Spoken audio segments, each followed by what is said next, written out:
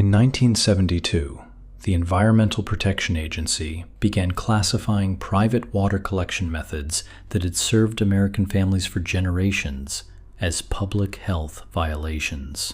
A stone springhouse in Virginia that had watered a family of 8 since 1891 was suddenly unregulated. Before that ruling, rural America did not have a water problem. Number 9 on this list is a gravity-fed system your grandfather could build in a weekend that still outperforms anything from a plumbing supply store today at a total material cost of under $60 and with 0 monthly operating expense. The consolidation of American water happened fast, and it was thorough. Between 1950 and 1975, federal agencies absorbed what had been generational knowledge into a bureaucracy that required licensed plumbers, approved pipe materials, and quarterly water quality inspections paid for by the homeowner. The Safe Drinking Water Act of 1974 was the final seal. It was sold to the public as protection.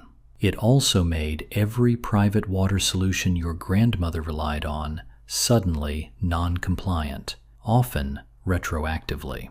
Spring development, cistern collection, slow sand filtration, atmospheric water capture, practices that had kept American families alive and healthy for 3 centuries, were reclassified as hazardous by agencies whose operating budgets depended on the infrastructure those practices made unnecessary. The knowledge did not disappear. It was moved somewhere inconvenient, scattered across old Extension Service pamphlets and the institutional memory of a generation that is almost gone. Your grandparents knew how to find water, move it, store it, and purify it without paying anyone a monthly fee for the privilege. The utility companies and their regulatory allies spent 30 years convincing the next generation that this knowledge was not just obsolete, but dangerous. Here is what your grandparents actually knew, and what that convenience cost us. Number 1. Gravity-fed spring boxes. In 1934, the USDA Extension Service published a 32-page illustrated guide on building spring boxes for rural homesteads and distributed it free of charge to farming families across Appalachia, the Ozarks, and the upper Midwest. A spring box is a concrete or stone chamber built directly over a groundwater seep, designed to collect clean water before it reaches the surface and mixes with topsoil runoff. The chamber has 3 components: a collection bay where groundwater enters, an overflow pipe that prevents the system from backing up after heavy rain, and a gravity-fed distribution line that runs downhill to wherever water is needed. The design requires no pump, no electrical connection, and no monthly billing agreement of any kind.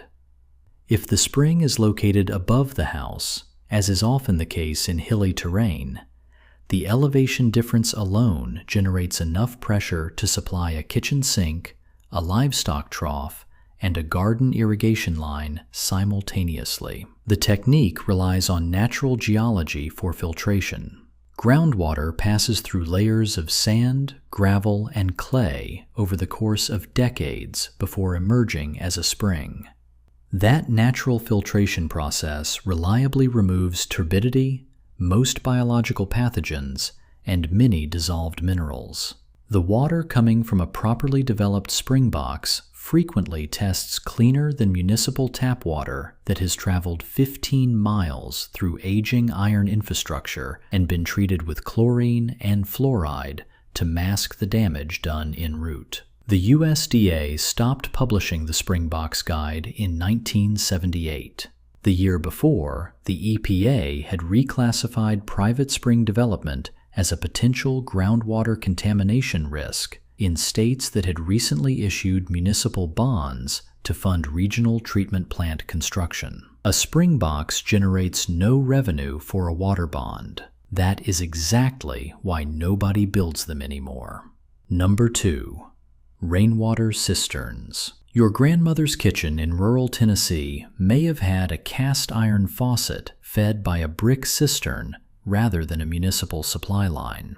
In 1952, the University of Tennessee Agricultural Extension documented more than 40,000 active household cisterns across that single state, storing an average of 3,000 gallons each and supplying cooking, washing, and garden water to farm families who had never connected to a utility grid. A cistern is an underground or semi-buried storage tank, typically built from brick, fieldstone, or poured concrete, designed to collect roof runoff through a system of gutters and first flush diverters that bypass the dirtiest water from the opening minutes of any rain event. The water collected after the initial flush is clean enough for most household uses without treatment. In households that added a charcoal or slow sand pre-filter at the inlet, cistern water met or exceeded the quality of contemporary municipal supply water by every measure available at the time.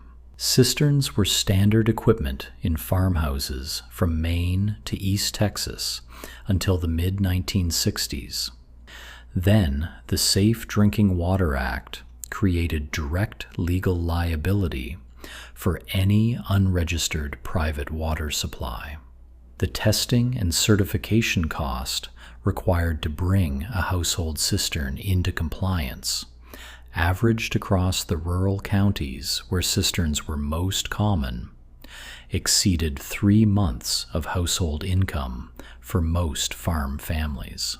So the cisterns were filled in with gravel, capped with concrete, or abandoned where they stood. Many still sit intact beneath driveways and patios across the rural South and Midwest, undiscovered, structurally sound, and fully functional. Your grandparents filled theirs with water for 60 years without a single utility bill. That is not a relic. That is a system that worked. Number 3, hand-dug wells. In 1910, the Bureau of Agricultural Economics recorded approximately 12 million hand-dug wells in active service across the United States. A hand-dug well is a shaft sunk by pick and shovel into the earth, typically 3 to 5 feet in diameter, lined with unmortared stone or concrete block, stacked to allow groundwater to enter through the gaps while keeping loose soil out of the water column. The tools required were a pick, a shovel, a rope, a bucket, and a wooden frame over the shaft opening to prevent cave-in. Depth varied from 12 to 80 feet, depending on local geology and the depth of the water table. A competent 2-person crew working in favorable ground could complete a serviceable well in 3 to 5 days. The water that fills a well dug into a clean gravel aquifer, one fed by infiltration through porous glacial deposits, is frequently indistinguishable from premium commercial spring water in taste and chemistry. Modern well drilling regulations, introduced progressively across most states between 1970 and 1990, now require a licensed drilling contractor operating a certified rig, state-approved steel casing installed to a minimum depth, grouting of the annular space, and permits that cost between $300 and $1,500 before any equipment arrives on site. The regulatory language was developed with formal comment from the National Groundwater Association, a trade group whose member companies include the licensed drilling contractors who collect the fees that the permit requirement generates. Your great-grandfather sunk his own water source with a pick and a shovel and drew clean water from it for 30 years. The drilling industry used the regulatory process to make that practice illegal. The knowledge of how to read soil profiles and landscape indicators to find water by hand has not vanished. It just cannot be sold. Number 4. Sand filtration boxes. If the spring box is the engine of an off-grid water system, the sand filtration box is the refinery.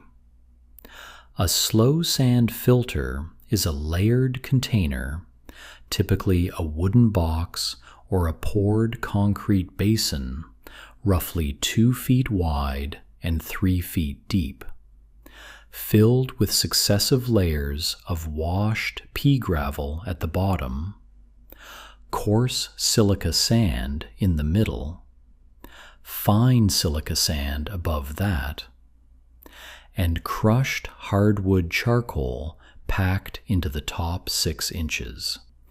Collected water enters at the top surface and passes downward by gravity through each layer before exiting as filtered water at the bottom outlet. The principle has been documented in European hydraulic engineering literature since the 17th century and was applied consistently by American settlers from the colonial period through the early decades of the 20th century. The USDA published a technical note on household slow sand filtration in 1921, providing construction specifications for farm families in regions without piped water access. That document was removed from Extension Service distribution in 1983 without formal announcement or replacement. A functioning slow sand filter removes turbidity, protozoan cysts, and a substantial fraction of bacterial contamination from surface water that would otherwise require chemical disinfection. The physical removal by the sand layer is only part of the mechanism. Over the first several weeks of operation, a biological community of naturally occurring microorganisms colonizes the fine sand layer and begins actively consuming pathogens, a process called biological filtration. A well-maintained slow sand filter, built to the 1921 specifications, costs roughly $40 in materials and requires only periodic replacement of the top charcoal layer. Commercial ceramic filtration cartridges, rated for equivalent performance, sell for $80 to $200 each and are designed for annual replacement. The math on why one was systematically withdrawn from public education, while the other was commercialized at scale, is not ambiguous. Nobody was quietly trained to forget how to purchase a replacement cartridge. Number 5. Springhouses. Before mechanical refrigeration arrived in rural America, the springhouse was how farm families kept food cold through summer temperatures that would spoil milk within hours and turn cured meat rancid within days. A springhouse is a small stone or brick structure built directly over or immediately adjacent to a cold spring, designed so that spring water flows through a stone-lined channel inside the storage area at a constant temperature of 50 to 55 degrees Fahrenheit year-round, regardless of outdoor conditions.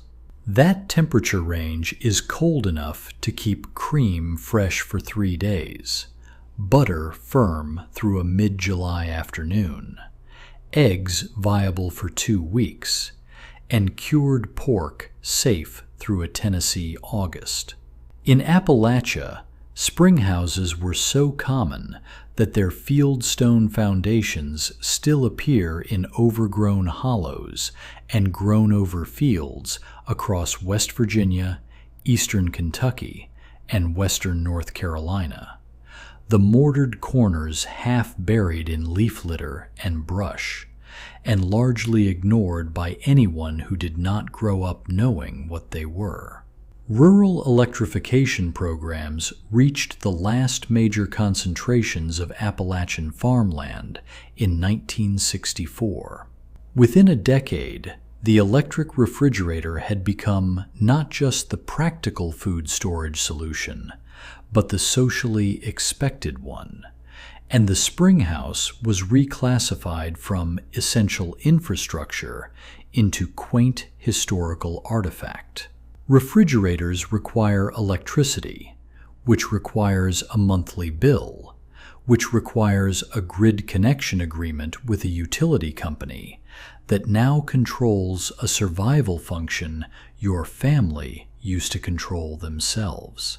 A springhouse requires a cold spring, 40 hours of stonework, and the knowledge that no utility company can revoke or rate adjust. The USDA has not published guidance on springhouse construction since 1961. The knowledge is in those stone foundations. Most people who walk past them assume they are ruins. They are not ruins. They are infrastructure that outlasted the institutions that replaced them. Number 6. Hillside spring development. Before surveyors and subdivision developers imposed a uniform grid on the American landscape, rural families read terrain the way a practiced navigator reads water. A hillside spring is found by watching where the green stays green in late August, when surrounding slopes have gone brown, where persistent seeps appear after a rain and remain visible for a week after the rain has ended, and where certain indicator plants cluster in arrangements that do not fit the surrounding dry soil.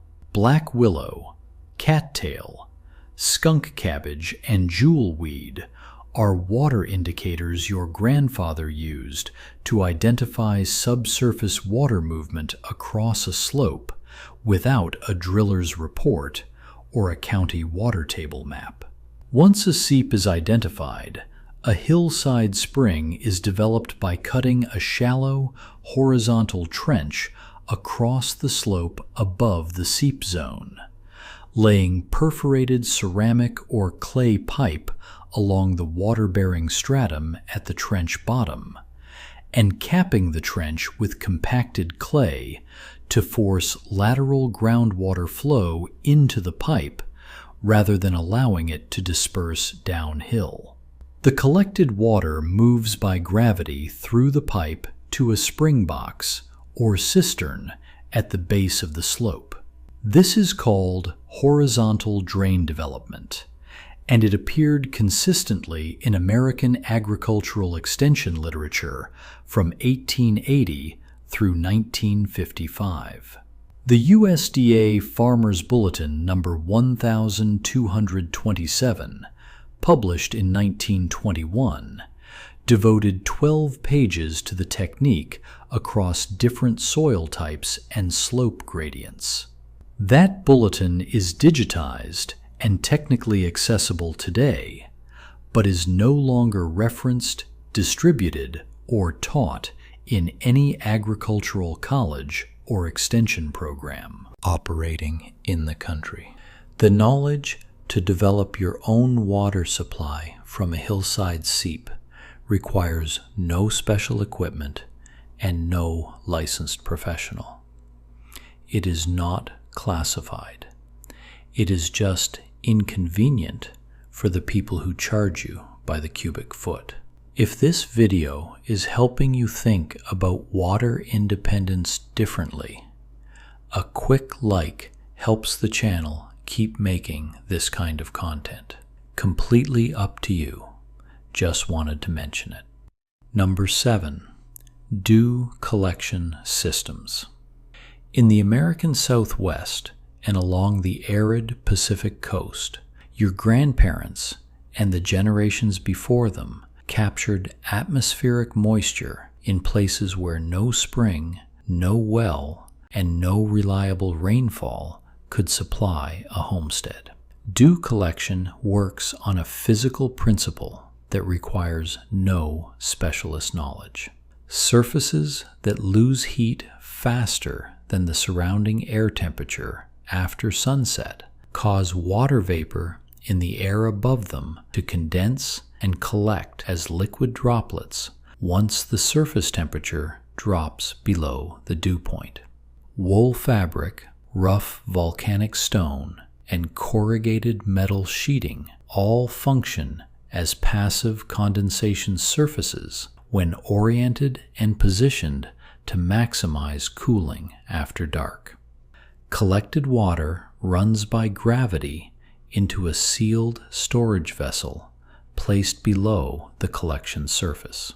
A passive dew collection array of 100 square feet of corrugated metal panel positioned on a south-facing slope in a coastal California location can produce 2 to 5 gallons per night during the summer fog season, using no energy and no moving parts. In 1937, the Bureau of Reclamation surveyed and formally documented several operational dew collection systems in rural Maricopa County, Arizona, that were providing enough supplemental water to sustain kitchen gardens and small orchard plots through the dry summer months without additional water source support. The Bureau's formal interest lasted precisely as long as the survey. Once it was established that dew collectors could not be scaled into a federal infrastructure project requiring congressional appropriation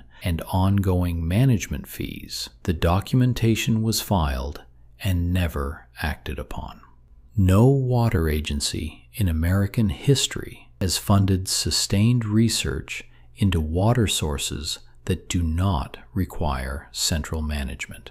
That is not a conspiracy. That is just how capital allocation has always worked when the alternative is free. Number 8. Bored log water pipes. In colonial America and through most of the 19th century, water was moved from springs and wells to homes, barns, and millworks through pipes made from bored-out logs rather than cast metal. A log pipe is a straight section of rot-resistant timber, typically white pine, eastern red cedar, or black locust, drilled lengthwise along its center axis with a long ship's auger to produce a hollow channel of 2 to 3 inches in diameter. Individual pipe sections of 6 to 8 feet are joined by shaping one end of each section into a tapered spigot that press fits into the socket end of the next section. The joint, sealed with pine pitch, heated to liquid and poured around the junction, or wrapped tight with hemp cord soaked in linseed oil. A properly constructed bored log pipe carries water under moderate working pressure without significant leakage for 50 years or more under normal burial conditions. In 1797, the city of Philadelphia used bored log water mains to distribute water from the Center Square pumping station, the first municipal waterworks in the United States. When iron pipe replacement crews excavated sections of those original log mains in the 1850s, many sections were found structurally intact more than 50 years after installation. By 1920, manufactured metal pipe had eliminated log pipe from commercial construction across America. The technique survived in isolated rural communities through the 1940s among families who had timber and no budget for hardware. Today, no extension service, no plumbing trade publication, and no government infrastructure manual mentions the construction of functional water conveyance pipe from timber. A cedar log suitable for producing a 12-foot water pipe is worth approximately nothing if you have standing timber on your property. A comparable length of copper pipe retails for about $140. Your grandfather did not need a hardware store. He needed a tree. Number 9. Gravity pressure water systems. Before pressure tanks and electric submersible pumps arrived in rural America, farmsteads that needed running water delivered at usable pressure had a solution that required no electricity and no mechanical components beyond a shutoff valve. The system needs only one thing: a storage tank placed higher than the delivery point. Every vertical foot of elevation between the bottom of the storage tank and the outlet faucet generates approximately 0.43 pounds per square inch of water pressure. A tank positioned 20 feet above a kitchen sink delivers between 8 and 9 pounds per square inch at the tap, enough pressure to fill a basin at a practical rate, supply a gravity-fed stock tank in an adjacent barn, and run a single sprinkler head in the kitchen garden without any pump assistance. In 1925, the USDA Rural Engineering Division published detailed construction plans for gravity pressure water systems scaled to homesteads from 1 acre to 20 acres, with illustrated tower designs, pipe sizing tables, and installation instructions written for a farmer with basic carpentry skills.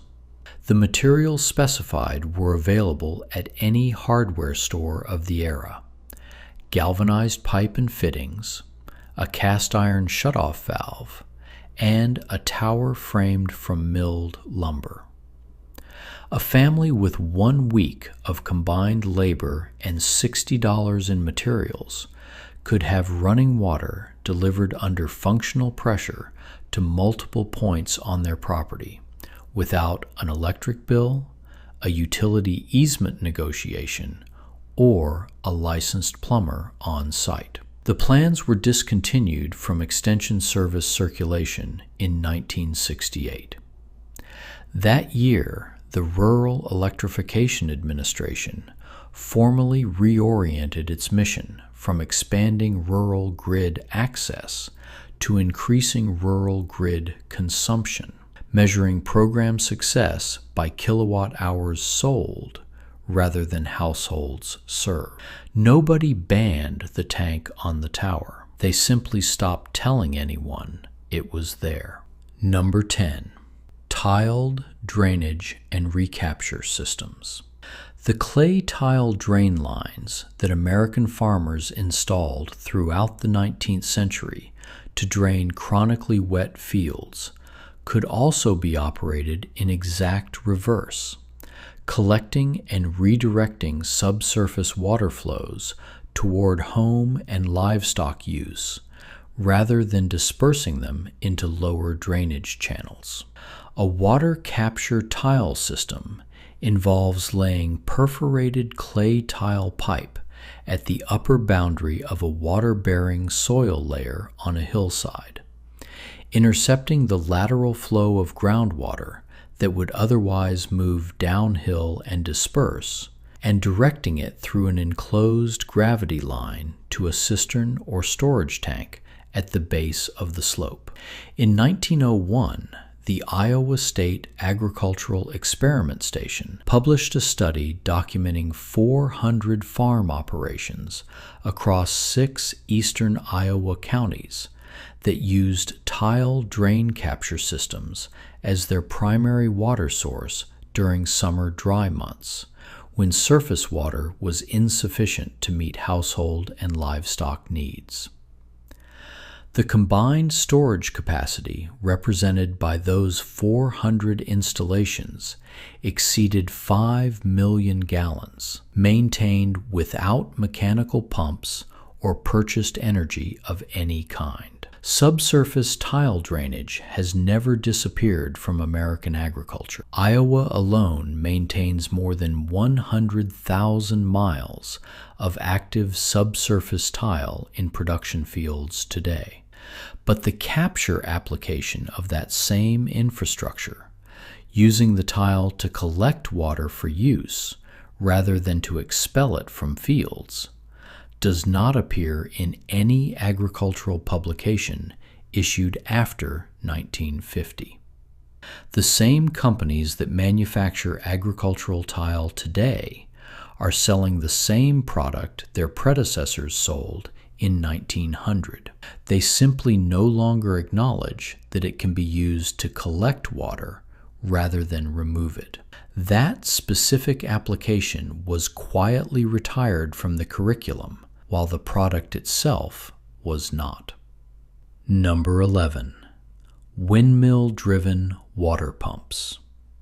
At the peak of American homesteading, from approximately 1880 to 1940, an estimated 6 million windmill-driven water pumps were in daily operation across the Great Plains, the upper Midwest, and the rangelands of Texas and the Dakotas. A standard air motor or eclipse design windmill with a 12-foot rotor could pump between 5 and 20 gallons of water per minute in a moderate wind, reliably filling stock tanks and household cisterns on an ordinary afternoon without any electrical connection, fuel cost, or mechanical attention beyond annual oiling. The Air Motor Company of Chicago, incorporated in 1888, was manufacturing and shipping 100,000 windmill units per year by 1900, and had installed more than 800,000 pumps across the American West by 1915. At that production rate, the technology was on a trajectory to become permanent, self-sustaining rural infrastructure. Then, federal rural electrification policy changed the economics. Electric submersible pumps were heavily subsidized by the Rural Electrification Administration, beginning in 1936, not because they outperformed windmills in reliability or output in dry season conditions, but because each submersible pump installation required a permanent grid connection, and grid connections justified the capital expense of extending transmission lines to remote properties at federal cost. A windmill on a homestead generates its own motive force from the weather. It requires no power company and no monthly service agreement. A submersible electric pump requires both. The Rural Electrification Administration spent 3 decades making the electric pump inexpensive and positioning the windmill as an embarrassing artifact of rural poverty. Used air motor windmills in functional condition appear at Midwestern farm auctions every spring, priced between $300 and $2,000. Your grandfather's pump is in a field somewhere. In many cases, it still works exactly as it was designed to work in 1910. Number 12. Stone-lined irrigation channels. The acequia system of the American Southwest, introduced to the region by Spanish colonial settlers in the 16th century, and still operating in working form in parts of northern New Mexico and the San Luis Valley of southern Colorado today, represents one of the most durable and efficient irrigation technologies ever deployed in North America. An acequia is a gravity-fed irrigation channel, typically 2 to 3 feet wide and lined on its floor and lower walls with flat fieldstone or compacted clay, engineered to move water from a source stream or spring to agricultural fields along a carefully graded downslope alignment that maintains continuous flow without scouring the channel bed or depositing sediment. Stone lining reduces seepage losses dramatically compared to unlined earthen channels and requires no mechanical maintenance beyond occasional clearing of debris. In the San Luis Valley, acequia systems, first excavated before the year 1800, are delivering water to working farms today, more than 2 centuries after their construction, with no electric pumps and no municipal water authority maintaining them. The community governance structure that sustained those systems, a proportional allocation of water rights among acequia shareholders based on cultivated land area and documented historical use, was recognized under New Mexico territorial law and carried over into statehood-era statutes. State water management authorities began systematically consolidating those distributed rights under centralized agency control beginning in the 1950s. The acequia communities that retained their water did so through legal resistance that lasted in some cases for decades. Your grandparents' generation in the arid Southwest understood in their bones that water rights were the most fundamental property a rural family could hold. Most of that understanding has since been processed into administrative history. Number 13. Solar stills for water distillation.